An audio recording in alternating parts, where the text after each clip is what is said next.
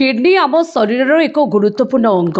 यह आम शरीर विषाक्त पदार्थ को यूरिन रास्ता दे बाहर को बाहर करने काम करिଥାଏ।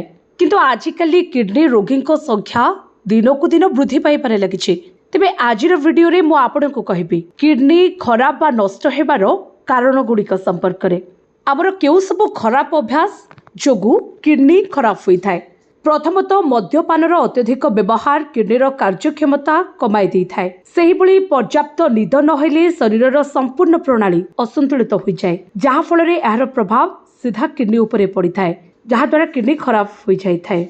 सेहिभଳି देखा जाए दीर्घ समय पर्यंत परिस्रा रोकी रखिबा हेतु मध्य किडनी उपरे खराब प्रभाव पड़े। तेणु जेतेबेले आपनको परिस्रा लागुछि संगे संगे परिस्रा करंतु। केबे मध्य परिस्रा को अधिक समय रोकिकी रखंतु नाही, कहीं परिस्रा रोकिकी रखिबा द्वारा यह सीधा किडनी उपरे प्रभाव पकाई थाए। सेबले अत्यधिक परिमाण में पेनकिलर खाइले किडनी नष्ट होबार संभावना बढ़ी जाए।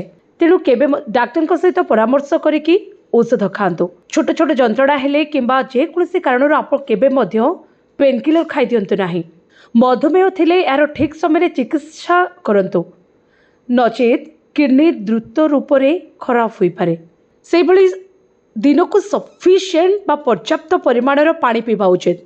शरीर में पानीर अभाव रहिले किडनी ठीक से काम करि न थाए। तेणु दिनकू सफिशिएंट पानी पीवा उचित अटे।